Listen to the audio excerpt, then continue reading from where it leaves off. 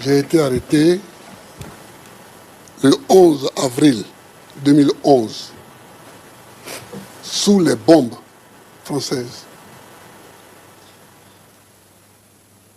Président de la République, la résidence du président de la République a été bombardée du 31 mars au 11 avril. Et c'est dans ces décombres-là, le 11 avril, pendant qu'on bombardait la résidence qui était déjà à terre, nous, on s'est cachés dans les trous de la résidence et une cinquantaine de chars français encerclaient la résidence pendant que les hélicoptères bombardaient.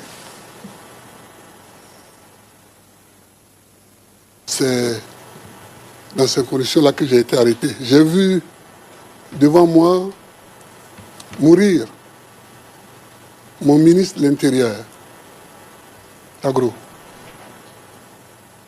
J'ai vu mon fils aîné, qui est encore détenu en Côte d'Ivoire. Je ne sais d'ailleurs pas pourquoi on l'a arrêté. C'est peut-être parce qu'il est mon fils. Je l'ai vu battu. J'ai vu mon médecin personnel qui était avec moi, le docteur Blé, qui est encore à Korogo. Je l'ai vu battu et j'ai cru même qu'il allait mourir, mais Dieu merci, il n'est pas mort. Mais Tagro a eu moins de chance, le ministre de l'Intérieur. C'est dans ces conditions que ça s'est fait. Bon, je ne vais pas continuer parce qu'on n'est pas dans le procès, mais je veux dire, les conditions de l'arrestation sont celles-là. C'est l'armée française qui a fait le travail.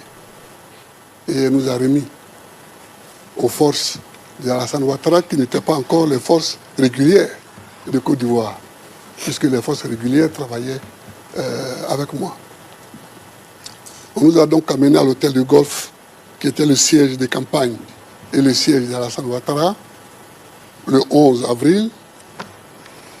Et le 13, l'ONUCI m'a transféré, enfin nous a transféré, moi et mon médecin personnel, nous a transféré à Korogo, à peu près à 600 km au nord de la Côte d'Ivoire. J'étais logé dans une maison.